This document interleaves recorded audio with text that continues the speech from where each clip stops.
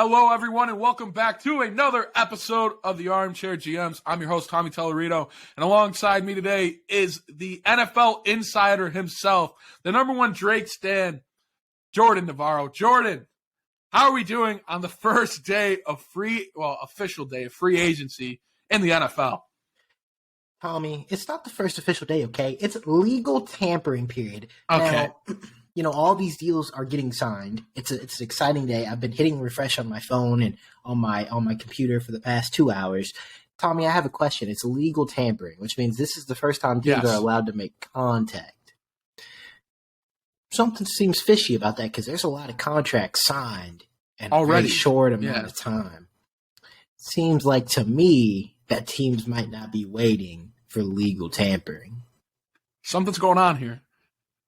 We're gonna get to the bottom of this. Yeah, we're gonna launch a full-scale investigation into something no one cares about. This is gonna be Tampergate. This is so exciting. Such an exciting day. We got a bunch of contracts to talk about that just got signed. Well, this episode, if more breaking news happens, we're gonna talk about it right here, right now. We'll roll it in, yeah.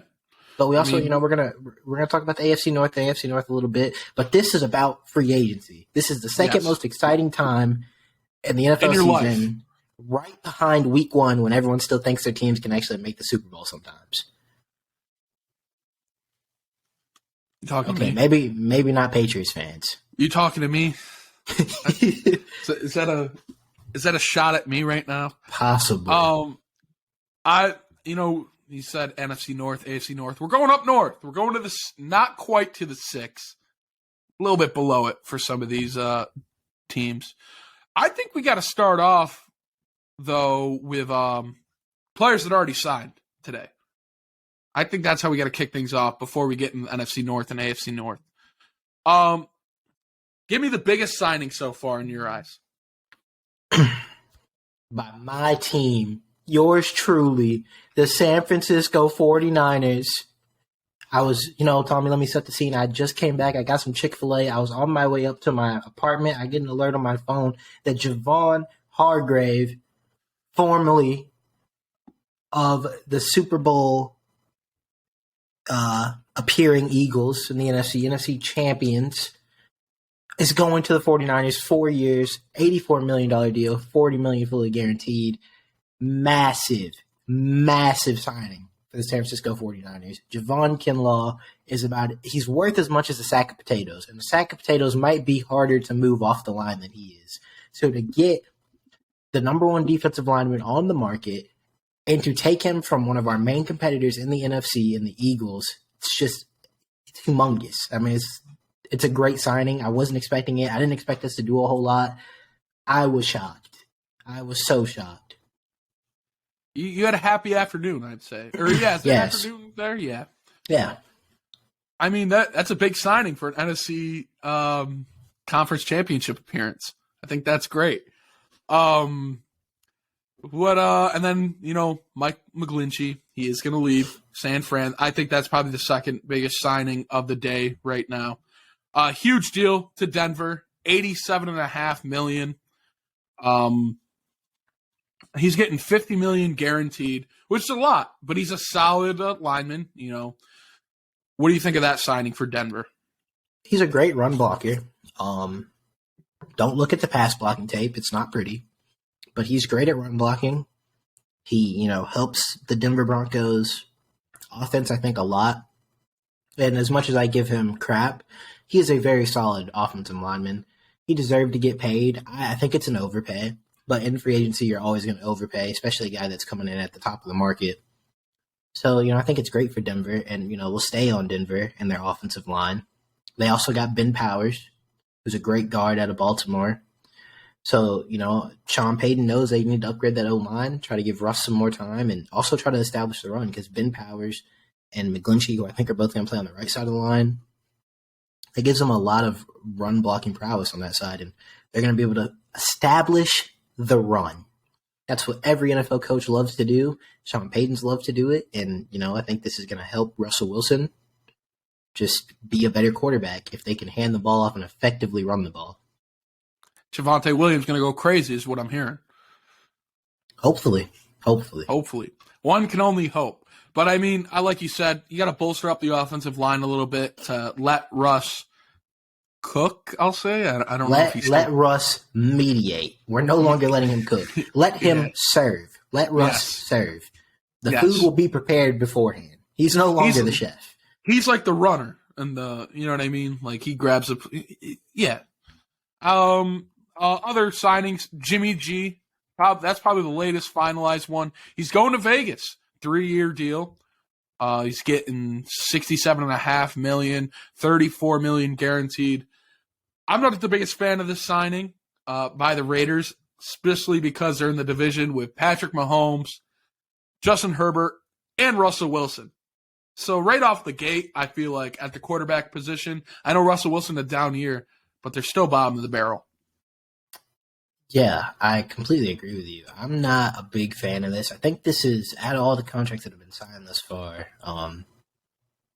the one that makes the least sense. I get that Vegas wants to kind of retool and still contend because they're bringing back Josh Jacobs. They still have Devontae Adams, Hunter Renfrow, Darren Waller. Still have a solid O-line. So you bring in Jimmy Garoppolo, who I think is very close to Derek Carr.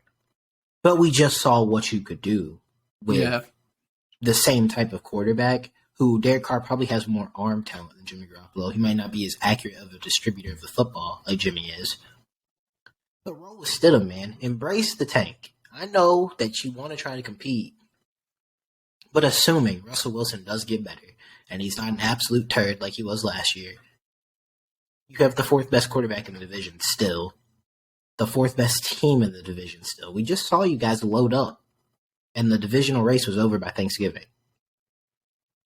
So, I mean, I feel like this is just a waste of money. They should have rolled with Stidham, seen what they had in him for a full season, or, draft a guy at 7, whatever, and just, went from there. Yeah, I completely agree. I thought, maybe they'd draft someone, maybe like a Stroud. It has been rumored kind of since they knew where they were going to draft. Maybe this is the guy they're going to go after. But like you said, they're trying to do like a mini retool, like not a rebuild, but they're trying to piece things together. So we'll see how it goes, because I don't want to count them out just yet, because, I mean, Josh McDaniels as coach, it's kind of like you're probably going to end up bottom of the division, but you never know. We see the Chargers like to implode. That's going to be Kansas City's division as usual, so we'll see how they fare. Other deals, we got Cameron Sutton going to Detroit, $33 million. Man. They missed out on Jalen Ramsey. Oh, we didn't talk about that. There were some trades that happened. Jalen Ramsey, before we talk about Cameron Sutton, the Lions missed out on Jalen Ramsey. He went to the Dolphins. He got another $25 million guaranteed on his deal on top of the 20 he was supposed to make. He went to Miami. The Rams got a 3rd-round pick and tight end Hunter Long. Now, you don't know who tight end Hunter Long is if you're listening to this, because I don't know who tight end Hunter Long is. No one knows who Hunter Long is. He has 3 career catches.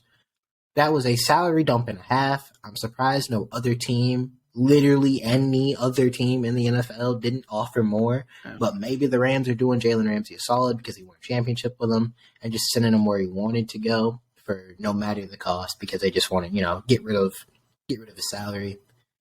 That's probably what that was. But the Lions missed out on him. Tommy, how do you feel about that Jalen Ramsey deal?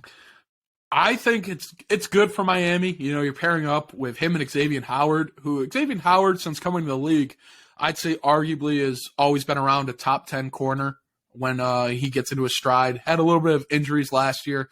It bolsters that secondary a lot, which Dolphins gave up a lot of points some games, and they'd come back and win some of them. But I think this is going to help them get in a lot more competitive games where they don't have to rely on just throwing the ball outright and being like, hey, Tyreek Hill, go run 50 yards downfield and it's a touchdown. So I think it's going to help them there. I'm sad to see him come to the AFC East. That's a great cornerback duo. But I'm kind of shocked that was the best deal. I'm going to be honest. You're telling me Detroit couldn't offer anything better than, what was it, a 3rd-round pick in Hunter Long? I feel like this, like I said, I think it was just, sending him where he wants to go. He wanted to go to Miami. But, I cut you off when we were talking about Cameron Sutton. And I feel like it was a great segue, because we're talking about the corner position. And we said The Lions need to get warm bodies. It doesn't matter who. Yeah, and they got a warm body. The signing. Yeah, I love the signing of Cameron Sutton. I think he's a very solid player. He's not a sexy pickup. He's not a Jalen Ramsey, but he's a very solid corner. Gets paid 3 years, $33 million, 22.5 total guaranteed to help that Detroit corner room. God knows they need it. So I think that's a good signing. Tommy, we had a couple corners sign. The other guy, Jonathan Jones, he stayed in New England 2 years, $19 million, 9.5 on average. He got $13 million guaranteed at signing. How do you feel about that one? I like the signing. I'm a big fan of Jonathan Jones. I thought he had a solid year last year. He struggled a little bit in both games against Stephon Diggs, but other than that, I think he did his job for a corner one. Other than him, the secondary wasn't the best. Devin McCourty's gone. He's retired. I'm hoping they bring back Jabril Peppers, so it's going to be probably Jonathan Jones or Jabril Peppers as kind of the staples in that secondary. Draft a corner. They draft well on the defensive secondary. They always have. They still have Kyle Duggar. I think it's a good deal. We've seen a lot of teams have overpaid for Patriot corners. We saw J.C. Jackson looking like an overpay. Stephon Gilmore hasn't been himself compared to what it was in New England. So I think Jonathan Jones fits the system really well. We got a good deal on him. I think it's going to end up pretty good. Yeah, I mean, I liked that he stayed. I know when did you guys release him? No, I believe just didn't tag him. Didn't tag him. Yeah, we weren't going to tag him. Well, I told you, this is a good draft to need a corner, and to get Jonathan Jones back and be able to still draft a guy is phenomenal. Danny Johnson, corner, he's staying with Washington, 2 years, $7 million. But we have some more notable signings, I guess. We have a couple D linemen, offensive linemen. Connor McGovern going from Dallas to Buffalo, 3 years, $23 million. Huge. I think it's a low-key signing, but Buffalo hasn't needed offensive line help. I think Connor McGovern's a very solid offensive lineman. He's the type of signing that come the end of next season, no one's going to remember him signing with Buffalo, but Cowboys fans are going to remember him leaving Dallas. And, he's not flashy. He's a solid workhorse interior offensive lineman. He doesn't get beat very often. I think that's a great signing for Buffalo. And this just happened, breaking. Jawan Taylor, he's going from Jacksonville to Kansas City, 4 years, $80 million, $60 million total guaranteed. So what about those two signings, Tommy? I'll talk about the McGovern one first. Cowboys have always had really solid centers. You look before him, it was Travis Frederick, who was an All-Pro. McGovern didn't reach All-Pro, but he was still an anchor on that offensive line because it was him and Zach Martin right next to each other. Zach Martin's one of the best linemen we've ever seen, interior lineman. I'm interested to see how's he going to do when he's not next to maybe an all-pro type guy like Zach Martin. But I think he's going to do great in Buffalo. I think it adds to their offensive line, which is very necessary. I think at times you saw Josh Allen get into a lot of pressure, and you see him trying to scramble a little bit, so he's not going to have to use his legs as much. And then you said the next one was Jawan Taylor. Yep, going from Jacksonville to Kansas City. I think it's a solid deal. 4 years, $80 million. They didn't want to pay Orlando Brown. Orlando Brown's going to get a huge deal. I think it's a good replacement, and as long as you have Andy Reid and Patrick Mahomes, it's still going to be a problem. Yeah, I love that signing for Kansas City. That's a massive blow to Jacksonville. Jawan Taylor was a really solid tackle for them. And, they just kind of got that offense turned around. And now Trevor Lawrence is going to have a new right tackle. And, I'm not going to say it's going to be hard to replace Jawan Taylor. I think he's very solid. And, he got paid, obviously, second biggest tackle deal that we've seen today. But they're going to have to find an adequate replacement for him. You can't just put anybody over that right tackle and, get that same level of production. Definitely hurts Jacksonville a lot. And then we had Shy Tuttle going from New Orleans to Carolina. I like this. This is a low-key signing for Carolina. I think the defensive line is the strength of that defense. He's a nice piece to put next to Brian Burns and Derek Brown. 3 years, 19 and a half. He got $13 million guaranteed at signing. He deserves it. And the other offensive lineman I want to talk about, Tommy, it's a guy that not everyone talks about. But we talked about him for Comeback Player of the Year. And Nick Gates, coming off that horrific leg injury, he got himself back onto the field last year. Going from the Giants to Washington, Tommy, he got paid 3 years, $17 million, $8 million guaranteed. I couldn't be happier. This is the happiest signing. Like, Javon Hargrave obviously made me happy as a Niners fan, but seeing Nick Gates get $8 million guaranteed, seeing him get another contract in the NFL after what happened, it makes me very happy. It makes me smile. Yeah, and I think he's going to be really missed in New York. He's a solid interior guy for the Giants. And, the Giants have always had trouble with their offensive line, but he was kind of like that safety blanket for him when he was on the field. So yeah. I think he's going to do well in Washington.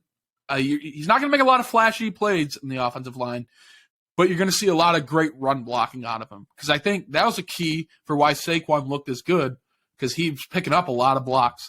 Like you said, though, he snapped his leg in half. That's basically what the injury was. And the fact that he's able to walk again and play football is just amazing. Yeah. And just a couple more to end it off. And obviously, I'm going to have Spell Track up. I'll keep track of anything that breaks. We got Raekwon McMillan going back to New England. He resigns. And another linebacker, TJ Edwards, going from Philly to Chicago. He was the first free agent to sign in a tampering period. I don't have the exact numbers on his deal. I think it was 3 years, around $20-ish million. Yeah. But he was a star linebacker for Philly. He did a lot for them, and that helped Chicago tremendously. How do you feel about those two signings? How do you think TJ Edwards helped Chicago defensively? And obviously, your guy resigned with New England. I'll start out with Edwards. He had an amazing year. You saw him make a lot of good plays throughout the year and in the playoffs, I thought. I think he's going to be an anchor for the Bears. I think he's going to be a leader behind some of these other veterans that are on the defense. He's going to be that modern day guy. I think he's going to make plays. He's going to, I think, coming to his, he's going to have a bigger impact, I think, on Chicago. We saw Philly. He had an impact, but they still have so many defensive playmakers. You look at the secondary. They had Bradbury. They had Slay. They had Fletcher Cox, Brandon Graham. So I think you're going to see him stand out a little bit more. And then McMillan, solid signing. Again, for me with New England defense, I feel like if they fit in the system well, it's most likely the system. A lot of defensive guys have walked away from New England and they don't look as good. So if they fit the system, and I think it's a good deal, I believe he only got what? Was it $1 million? Yeah. Yeah, it's only $1 million for 1 year. Solid signing. I don't see why you wouldn't bring him back on a deal like that. Yeah, I mean, I completely agree with you. It's just one of those, if he fits the system, he's been there. Yeah. Why not bring him back for the cheap? Because we know with New England, New England isn't relying on star players at every position. Sometimes you just need the guys that buy into the culture. And I feel like he has. He also has experience in the AFC East. He played for Miami, so he has experience with those teams. That was instant reactions from the people that have signed. My instant reaction to these early signings is, although I think Chicago did a great thing with TJ Edwards, I'm looking at Jawan Taylor being off the board, Mike McGlinchey being off the board, and I'm worried. The tackle market was kind of thin as is. I feel like the two of the three best tackles are off the board. The only one that's left is Orlando Brown, and it's kind of like a do or die now for Chicago. Yeah, I feel like they have to get him. Which I think they're going to make a huge deal for him. I think it's whether Orlando Brown wants to be part of kind of a rebuild or if he instantly wants to win. I think that's what's going to be the big decision. But and go ahead. And to segue, because we're going to be talking about the NFC North and AFC North today, just to segue, since we're talking about the Bears first, I want to go ahead and talk about the insane trade that the Bears kicked off Yes. this free agency with. So, we have defensive end, offensive tackle as their two biggest needs. Obviously, we just talked about Orlando Brown. They're in a very solid spot to get an offensive tackle now, Tommy. They have the 9th overall pick. If you've been sleeping under a rock, they had the 101 thanks to Lovie Smith, Bears legend Lovie Smith. Tommy, they traded the 101 for the 9th pick, a 24 first, I believe, a 25 second, 23 second as well, and DJ Moore. I mean, talk about what you thought about, because, when I saw it, I thought this is a really good package. And then instantly I said, well, DJ Moore, he's going to get a quarterback. I didn't even know that he was a part of the trade yet. I was saying that because I thought that Carolina was, and then I saw that he was included in the trade, and I lost my mind even more because he's not only going to get a quarterback, he's going to get to play with Justin Fields, who I think has been disrespected a lot. This is a guy that completed 70% of his passes in college. He's only going to get better in the NFL. And if Jalen Hurts can make the leap and Josh Allen can make the leap, I'm willing to bet on Justin Fields making that leap. Now, DJ Moore is not an A.J. Brown, but he's a very solid, very good wide receiver, and I think this was just a great package. I thought it was, great set of trade, or it was a great trade for Chicago. Carolina, we kind of talked about it last episode. You're going to overpay a little bit when you're getting that number 1 pick, but in Carolina's situation, it's worth it. It's worth it to go out. You're in that rebuild phase. Go out and get Frank Reich his own personal QB. None of those bridge quarterbacks. For Chicago, adding DJ Moore onto that trade is leaps and bounds way better. The picks, having all those picks is amazing as it is. And then you add a star-studded wide receiver 1 who his first 2 years in the league, he looked phenomenal. I think his first year was Cam Newton's last year in Carolina, maybe. Yeah. Mm-hmm. He looked great even with that, and we know how Cam Newton looked. And then the second year, I forget who was there in Carolina, but he still looked amazing with them. So I'm excited for DJ Moore. I'm kind of shocked that he ended up in Chicago. For some reason, I thought he was going to end up in Green Bay. I really did for a while. I think everyone did, because I saw this, and I saw that they didn't want to take a first for him. Yeah. And here's the thing, Tommy. It was between adding a 25 first, apparently, or DJ Moore to the trade. Ryan Poles wanted DJ Moore. Carolina wanted to add a 25 first. Ryan Poles didn't budge. Carolina did. Well, Tommy, if that's what he was worth, in sense, what he was worth, we're talking about a 25 first or DJ Moore being in the trade. Why was he not moved at the deadline?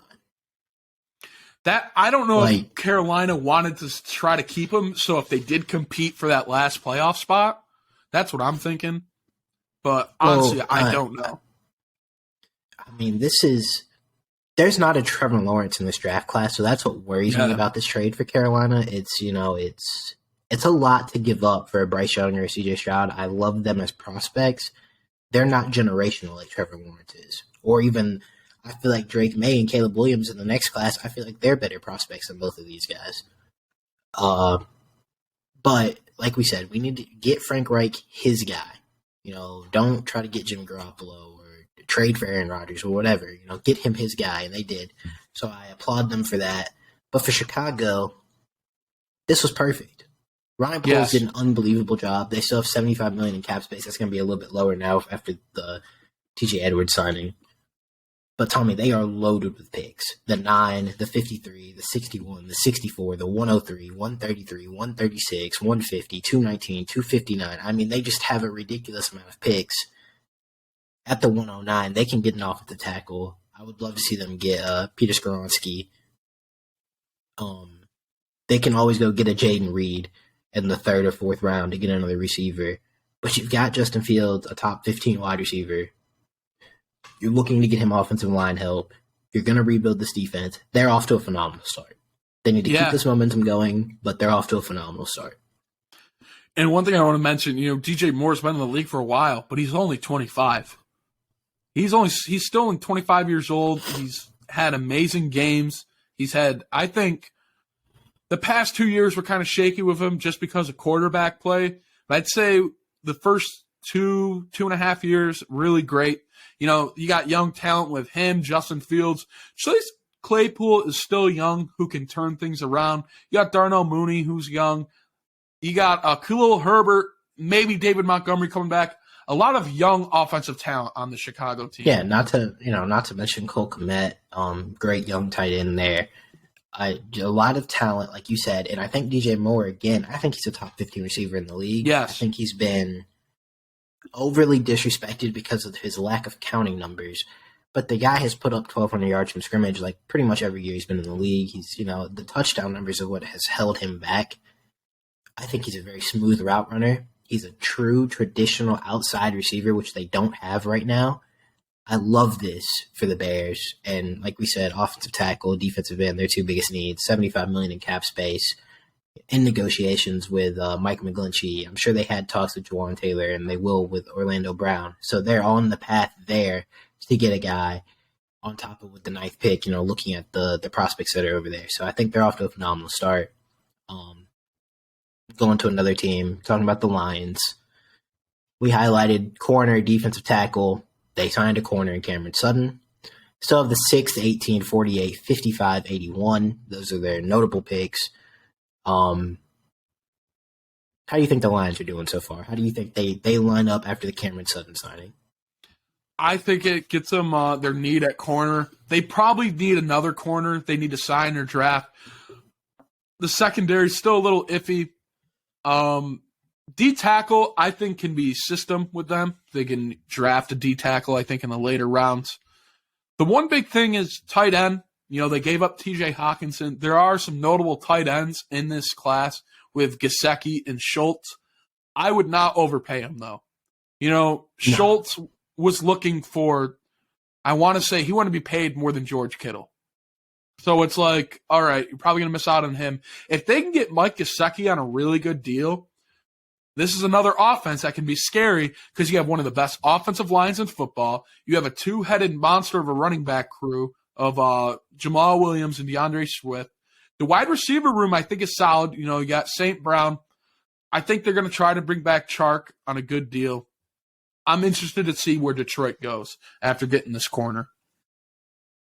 Yeah, I'm with you. I think they definitely need to probably draft and sign another corner. I would love to see them get Christian Gonzalez in this draft class. I think he's a phenomenal corner prospect. I don't know if they'll be able to do it at 6 because I feel like they might be drafting a little too high. They might take a quarterback there just to groom after Jared Goff's gone. But I think they're in a great spot. I don't think they have that. I mean, obviously they need to pump talent into that defense. But I think the pieces are there and the coaching is there that they're going to continue to just get better and better. And the talent they add is just a plus on top of what they already have. Figure out the corner situation and get some defensive line depth, they'll be good there. They need a linebacker. I'd love to see them get a linebacker or two in this draft as well. But offensively, they're pretty much set. And right now, the next two teams that we're about to talk about have huge holes, huge question marks. The Bears are ascending, but they're probably a year or two away from really making an impact. And Justin Fields has to make a leap for them to get there because Justin Fields is going to continue to just be an average quarterback who's better with his legs and his arm, then they're not going to compete. So the Lions right now look to be in the best position of any team in the NFC North. Going to the Packers, Aaron Rodgers said he wasn't going to hold them hostage. The Jets, all the quarterbacks are off the board. All of them. Jimmy Garoppolo was probably your fallback option for Aaron Rodgers. He's off the board. Aaron Rodgers is holding these two teams. Yeah, Mike White going to Miami. So Zach Wilson is the only quarterback on the roster right now. And for the Packers, you need to clear his cap space to go, try to do something. He's holding you hostage. The Packers need a tight end, need a wide receiver. Probably need another, a couple more pass rushers situationally, and you need to help that secondary a little bit in the safety room. But we got to let this Aaron Rodgers domino fall, and he's holding these two teams hostage. It's actually insane. Yeah, and I just couldn't believe Like, it's been taking this long to decide whether or not he's going to be traded or not. At some point, you got to make a move. I don't know what the holdup is, but I'm interested to see what happens. One thing I will say, if him staying, I think it means that they're going to try to compete. But if you're keeping Jordan Love and you want him to be starting quarterback, you got to do somewhat of a rebuild, I think. Because I don't think they're going to be able to compete with Detroit and Minnesota next year.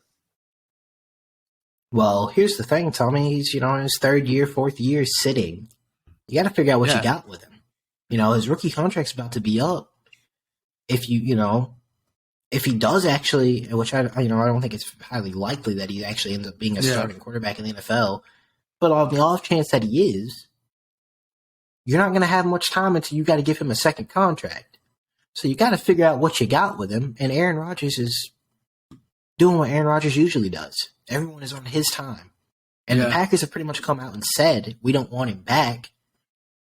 Well, if you feel that way, and the Jets feel the way they do, and they want Aaron Rodgers, why does Aaron Rodgers hold all the cards? I mean, I know why. There's no trade clause or whatever, but I mean, this is insanity. Because the Jets could realistically be left with Jameis Winston or a Baker Mayfield. Yeah. If you really don't want to play Zach Wilson again, which I don't think they do, and I don't think anyone wants that. In the Packers, you could be left, we don't know when Aaron Rodgers is what if he wants to come back? You can't say no. You're going to take that cap hit and release him. So you're gonna just let him come back. Or if he wants to retire, who knows when he'll announce that.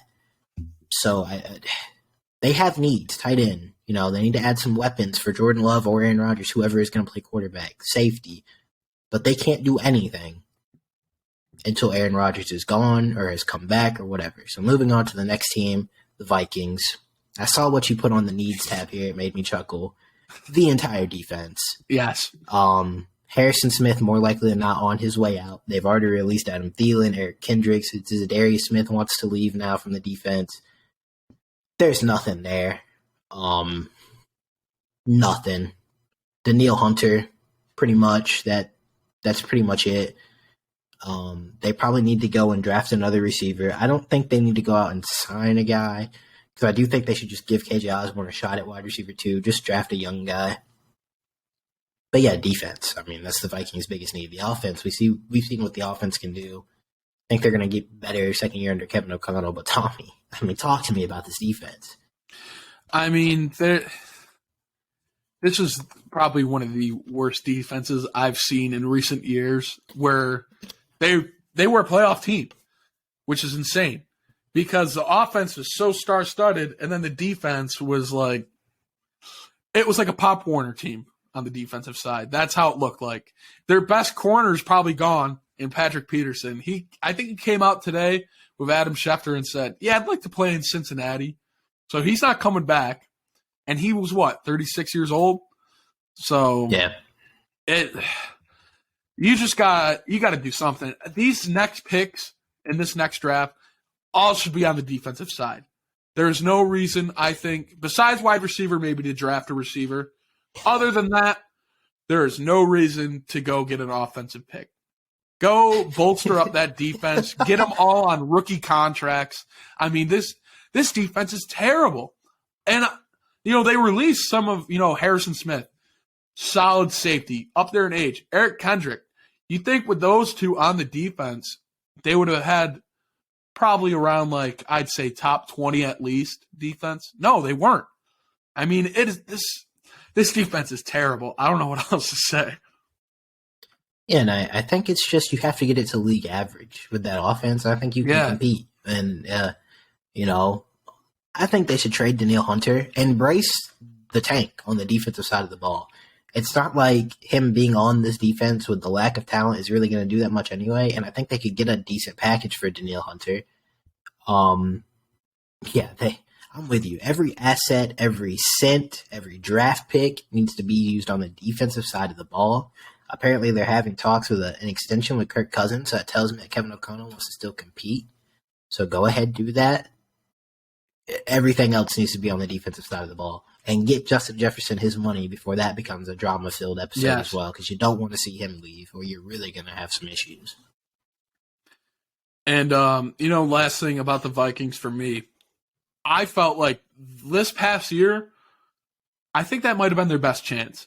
I really do. I don't know if they can re-bolster the defense that much and still make a long run into an NFC championship or a Super Bowl. I think the offensive side of the ball is really talented, but I think when it comes to those late games in the playoffs, I don't know if the defense would have been able to hold up. Well, absolutely not. That's why they lost to the Giants. I mean, the defense was not a playoff defense, but the NFC is rather weak right now. A lot of talent leaving to the AFC. So, depending on how quickly they can turn the defense around into league average, that'll depend on if they can compete or not. Because if it's going to take them 3 years to get a competent defense, then, Kirk Cousins is going to be on his last legs. But if they can do it in the next year or two, then they have a chance to be better. But for probably the next year or two, it's going to be on Justin Jefferson and Kirk Cousins to kind of carry that team to relevancy. Speaking of carrying, let's go to another team. This is in the AFC North. Lamar Jackson. I mean, Baltimore Ravens.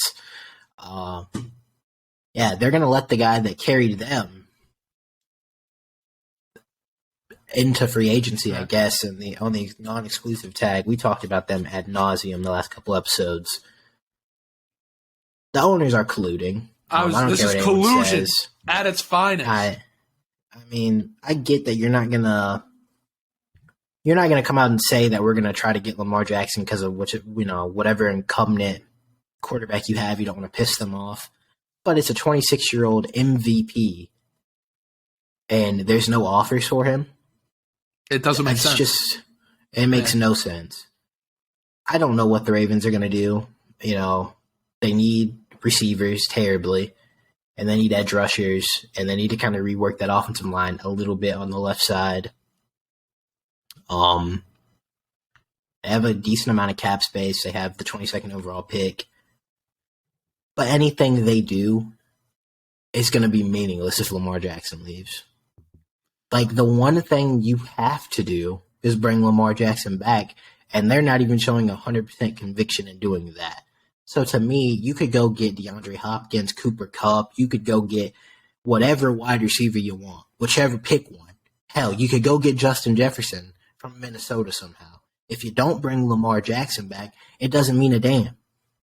Yeah, I think you summed everything up right there. And on the fact that what pisses me off the most about this situation, the day that Lamar Jackson. No, it was announced, non-exclusive tag, so if teams want to go after him, they can. The Atlanta Falcons it got leaked. They're not even going to make an offer to Lamar Jackson. You're telling me a team like Atlanta is going to pass up on a former MVP, has been to the playoffs 3 times, maybe 4 times, who has had every season in the NFL a great NFL season. He's done it both with his arm and legs.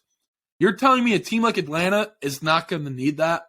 You're telling me Desmond Ridder is that good? Come on. It's just insane. It's the same thing.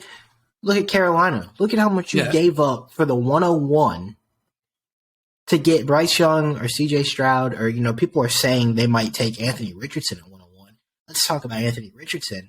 To take a guy, if they did, in fact, which I don't think they did. I think it's CJ Stroud. But if they did go up to get Anthony Richardson, you're telling me you gave up everything. DJ Moore, all those picks, to get a guy whose best outcome is Lamar Jackson. Maybe. Instead of just signing Lamar Jackson and giving up 2 picks? Are you crazy? I don't believe it for a second. And they can, I respect what the Ravens did, right?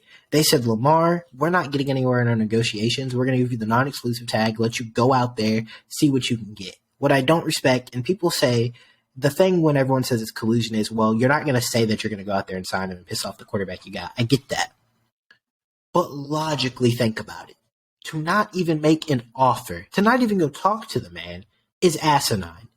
And it can only be because he wants that much money. He wants a Deshaun Watson contract. That is the reason they don't want to talk to him.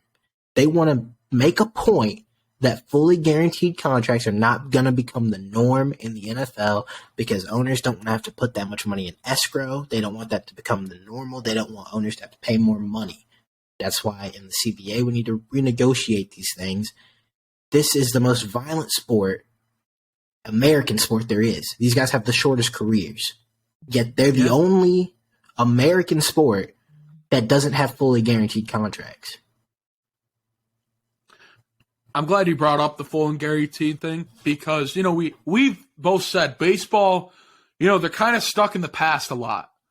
This is where I think football's stuck in the past. Every other sport in America, they're giving fully guaranteed, or not fully guaranteed money, but they're giving guaranteed money.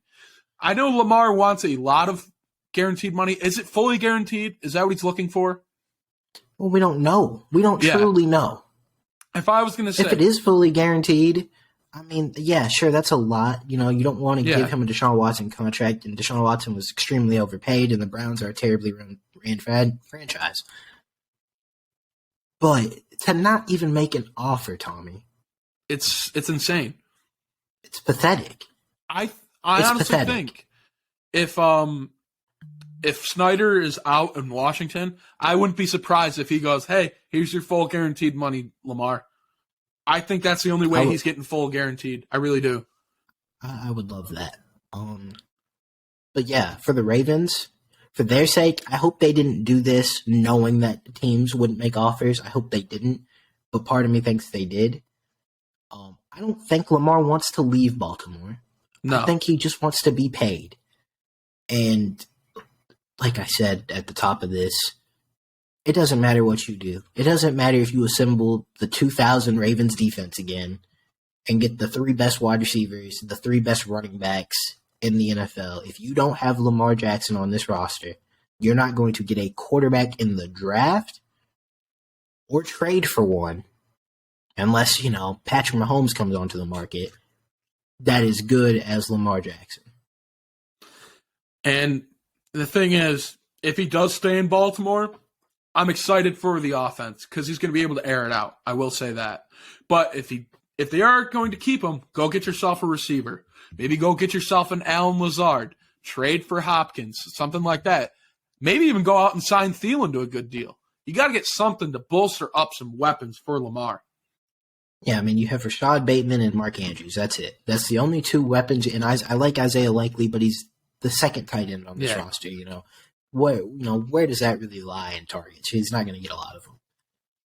So, yeah, if they keep Lamar, wide receiver, edge rusher, those things are definitely needs. If you don't keep Lamar, it doesn't matter what you do. It doesn't.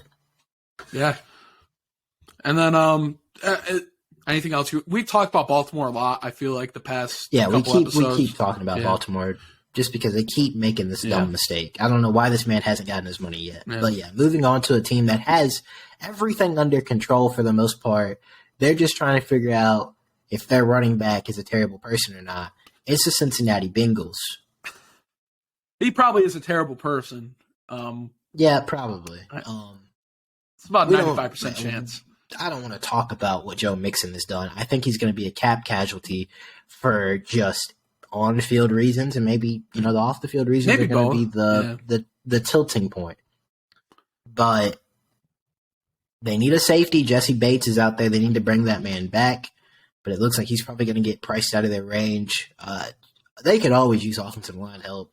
3 of them got injured in the playoffs. Yeah. Getting some depth there and getting a replacement for Joe Mixon or, bringing in someone to be a duo with Joe Mixon other than Samaje Perine is definitely on the list of needs. But I think the Bengals are going to have one of the quieter off seasons because I just don't think there's a whole lot for them to go out and do in free agency. Yeah, and they kind of spent big last year on the linemen. That was their one big need is linemen after Joe Burrow got sacked 7 times in the Super Bowl. But, safety and I'd say safety and corner. The corner is still okay. It can get better, but I don't think it's going to get that much worse compared to last year for them. Running back situation, you're probably going to cut Joe Mixon. He really hasn't had that great of a career in Cincinnati besides one season, so it makes sense to cut him. You got Perine, who I think is also a free agent, I believe, right? I'm not sure if he's a free agent or not, but I mean, I think they'll probably bring him back even if he is. And honestly, I think you're going to see him sign someone, I think. Maybe they will draft someone.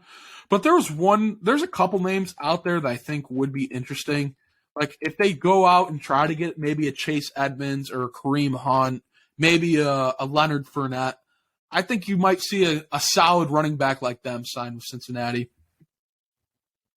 Yeah, I mean, I like those shouts. Kareem Hunt, Leonard Fournette.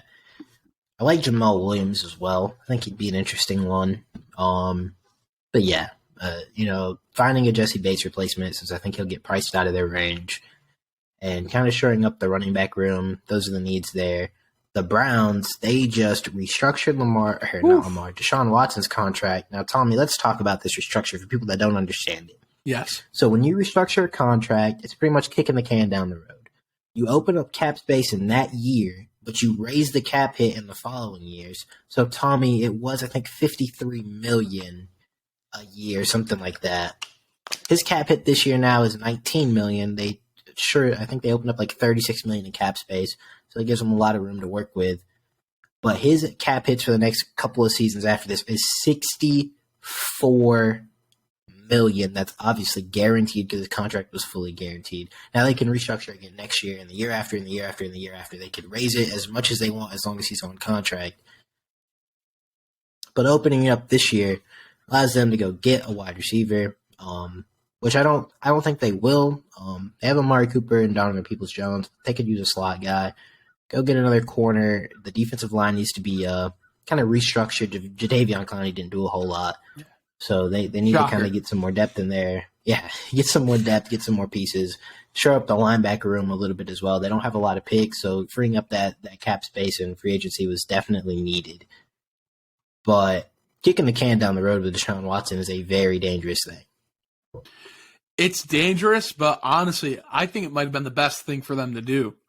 I think they're going to have to sign some guys to this free agency that fit the system. You're not going to be able to go out there and get the best guy the best guy on the market. And trading for DeAndre Hopkins, I don't think is the best idea for him, just because that's another huge contract to take on. You already got Amari Cooper and Peoples-Jones, who I think are both solid. They're like you said, there maybe need to be a slot guy, but you can get a lot of slot guys. There's a ton of slot guys out there in the draft, I feel like, and in free agency. So it's a dangerous move kicking the can, like you said, but I think it's the best move to make for him right now. Yeah, and there's not going to be a situation where he is not on the Browns because they've pretty much put all their eggs into the Deshaun Watson basket. So definitely shore up the defensive line, get some secondary help, and a linebacker or two. That's where their money should be spent.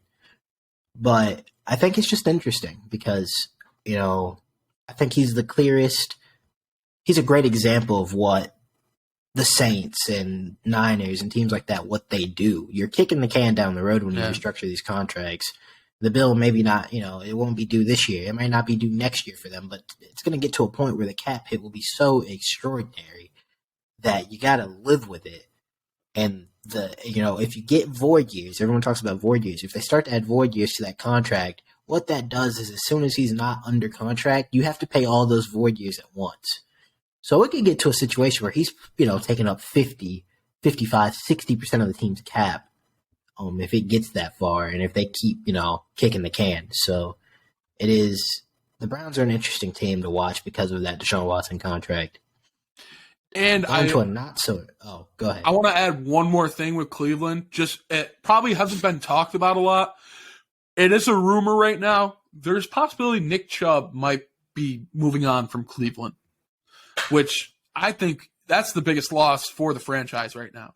Nick Chubb has been a security blanket of a running back for him. So if they lose them, they're in a really more tough spot. Yeah, and we've talked about how this offseason was going to be transformative for the running back market.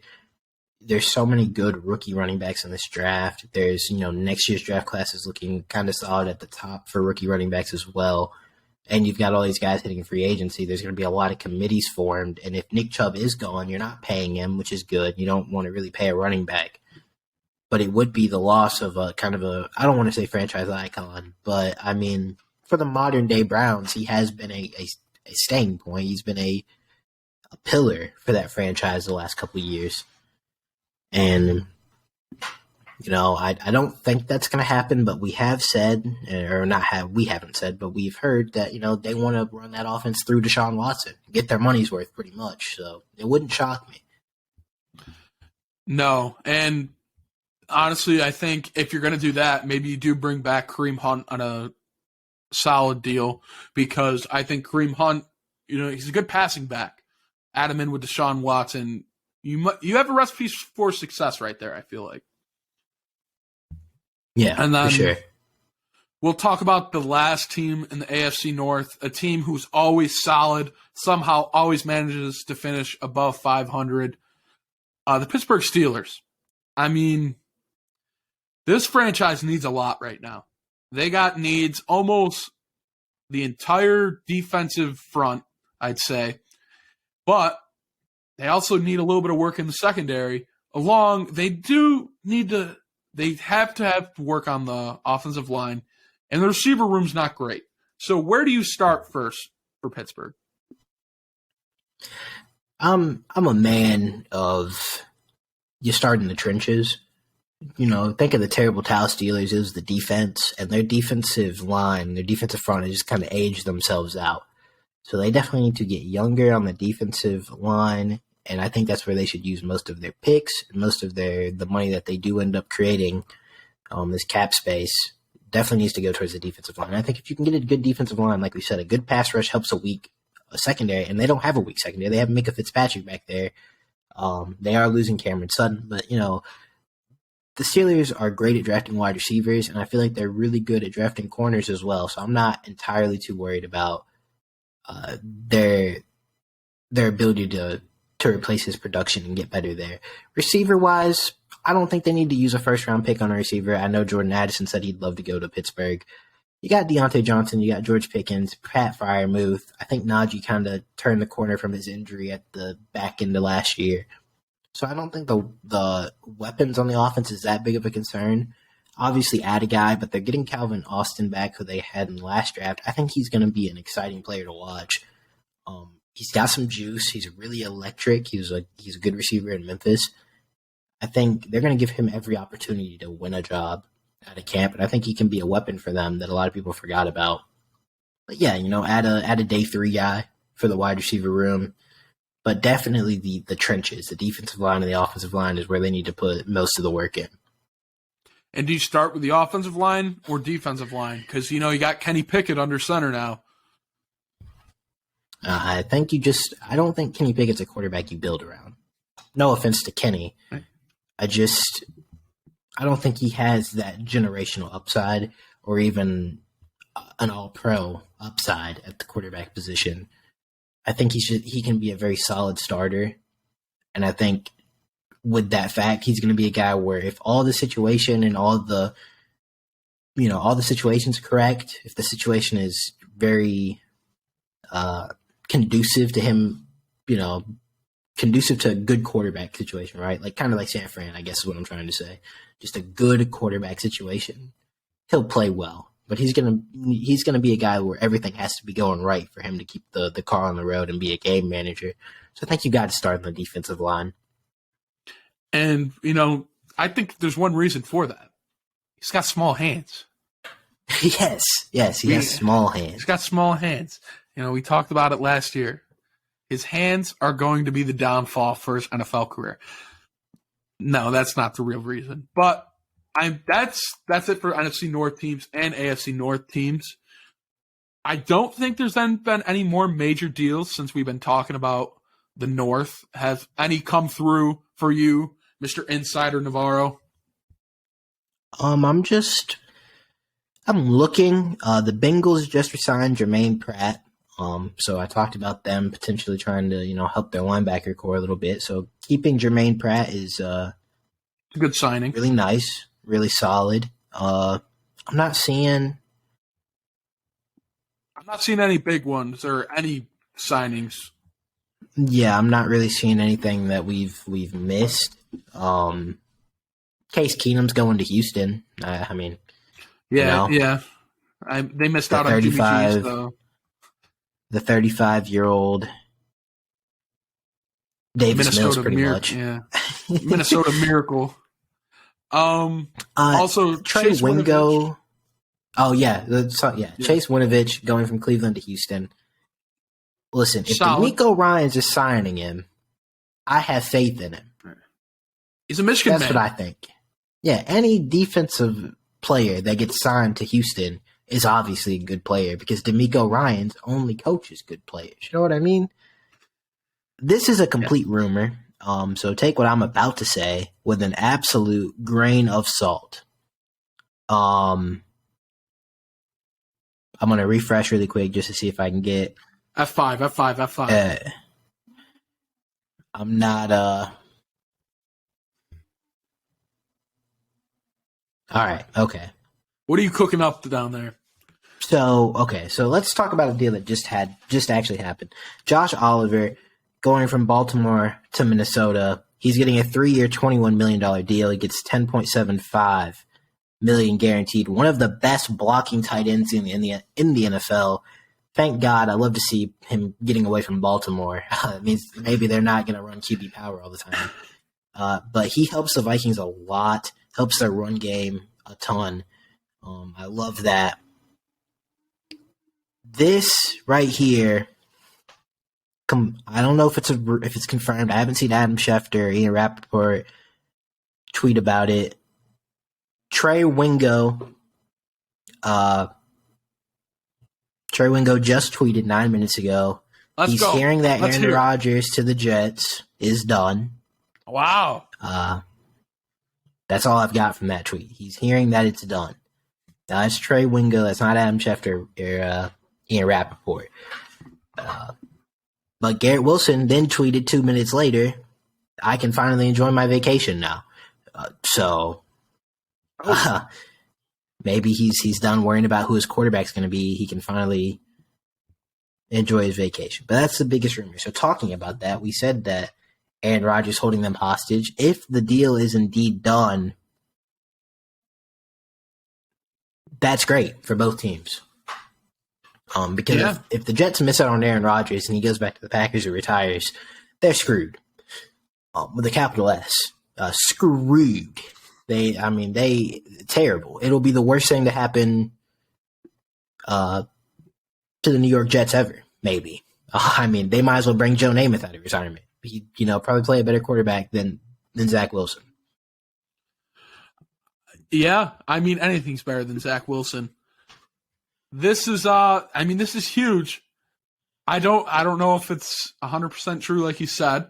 So I'm skeptical a little bit, but if they are trading him, what is Green Bay getting back, you think?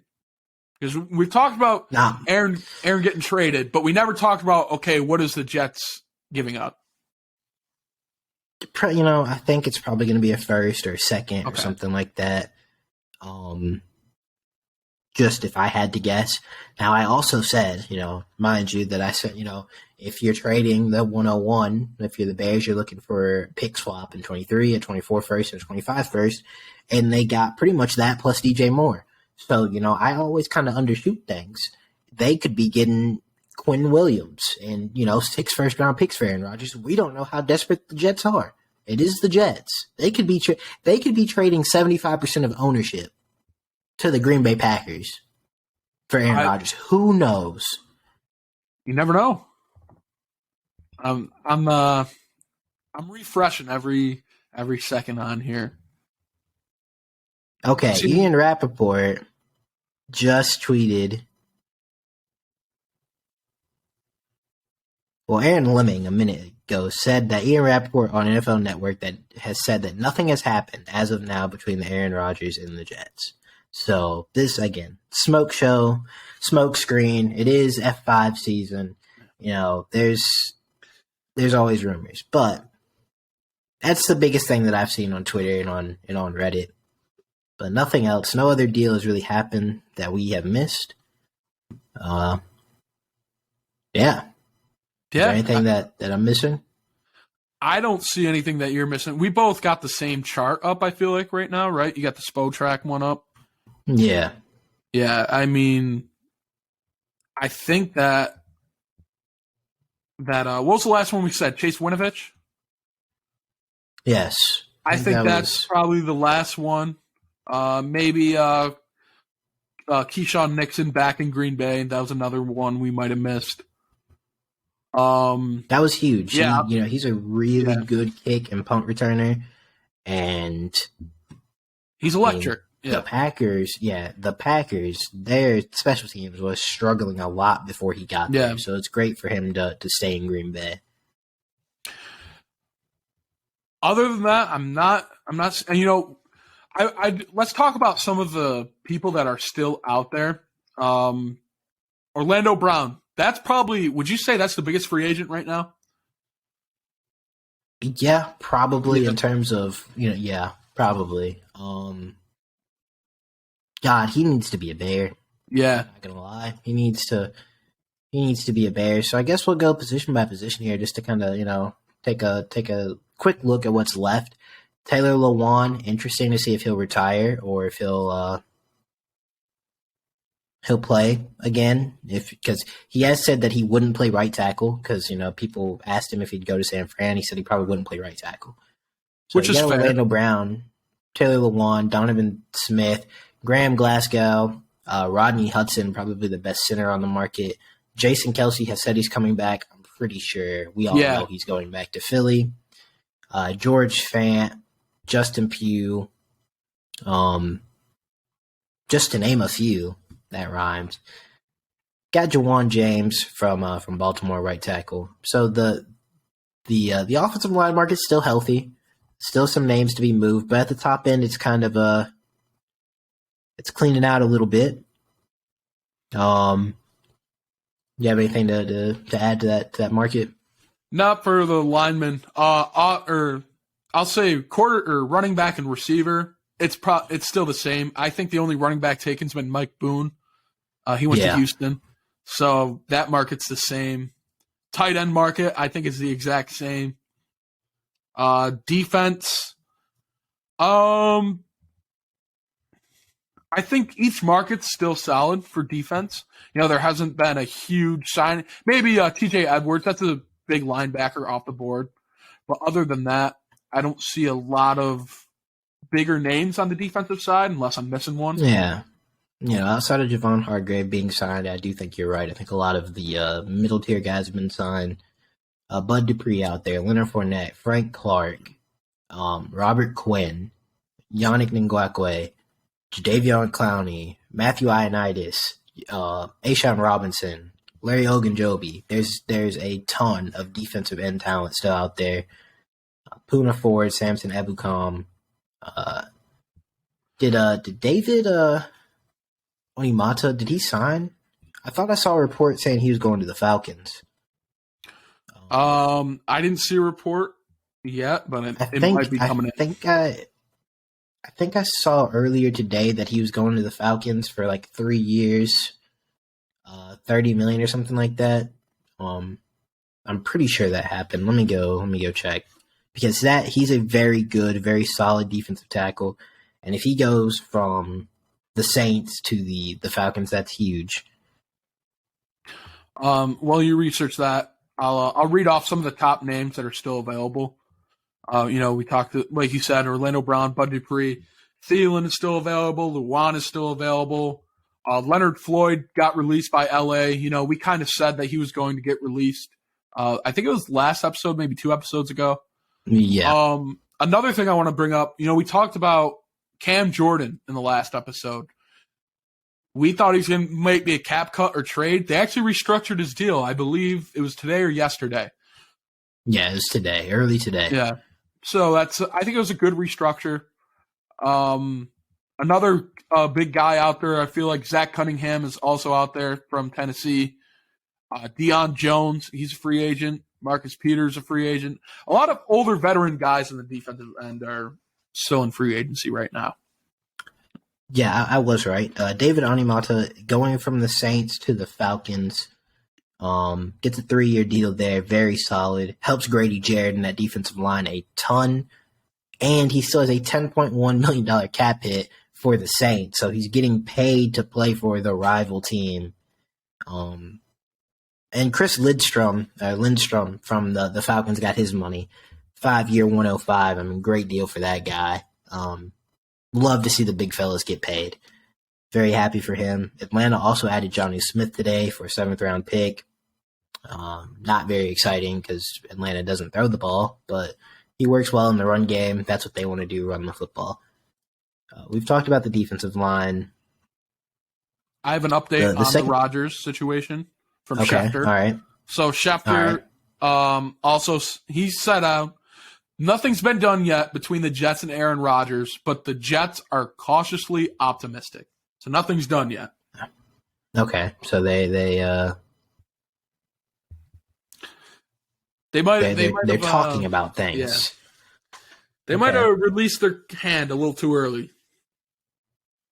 Hey, Garrett Wilson knows something. Yeah. He said, "You should see the smile on my face right now. I can finally enjoy vacation." They did. They're trying to get him to. Hey, he knows something.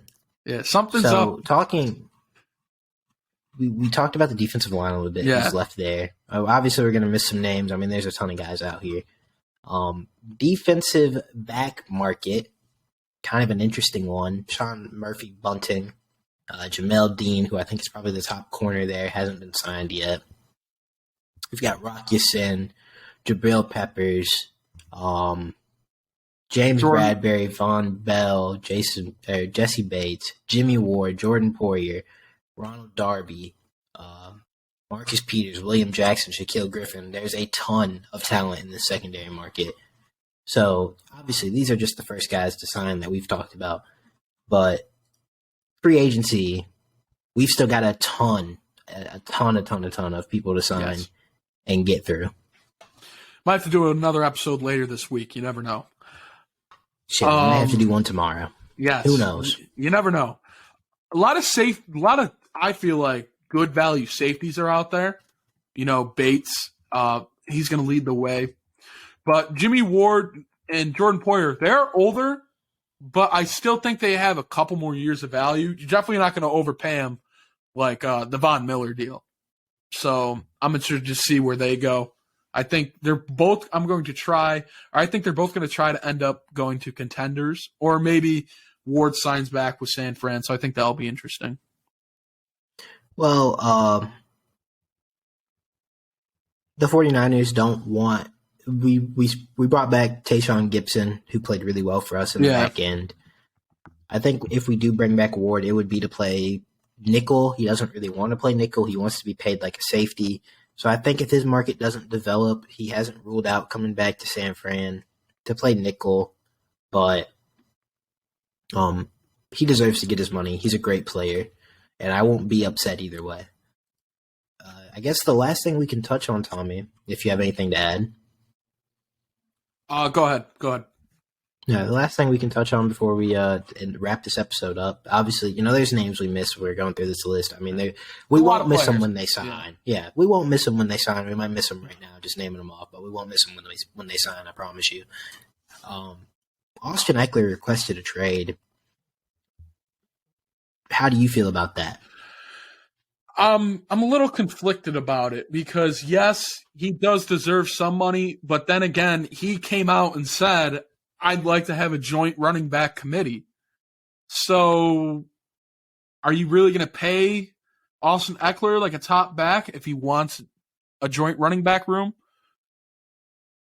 That's where I'm a little bit confused about. I see where there's a little bit of a standoff between the contract. I don't know. What are your thoughts? Here's my thing. We're both huge fantasy football players. This is the disconnect between fantasy football and actual football. Because while Austin Eckler might be fantasy running back one, he might not be in the top 10 in actual running backs. He has a nose for the end zone. He's very good at scoring. But he's not overly explosive. He's a really good pass catcher. but he's just an okay running back. I don't think he's an engine for an offense. And I think he's going to want to be paid like that. And I don't think the Chargers are going to pay, excuse me, I don't think they're going to pay him like that. That's where I'm conflicted. It's the disconnect between where I think he perceives himself and where maybe the casual fan perceives him and what he's actually worth. Yeah, I mean, if he does get traded, what are some teams you think that could end up making a move for him? I don't know, because there's so much talent at the running back position through the draft and free agency right now that I think it would be asinine to go out and trade for Austin Eckler before you see where the rest of these pieces fall. And I think the running back market will be the slowest developing market, just because I think it's the least valuable position in the NFL. Or I won't say least valuable, because it's very valuable to have a good running back. The most replaceable position in the NFL. So I think these guys, they're just going to have slow developing markets. But Atlanta would, like, when I heard that news, that's the name that popped into my mind, like, instantly. I know they have Tyler Algier, but we know Arthur Smith would love to get a true committee, and Austin Eckler would fit in Atlanta really, really well.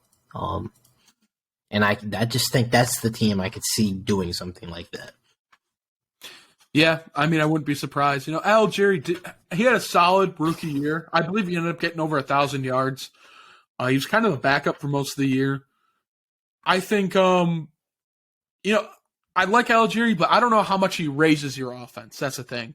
With Eckler, I think it adds another dynamic to the offense where, okay, you got to worry about things a little bit more. But I don't know. Like you said, with a lot of people view Austin Eckler as a great running back because of fantasy.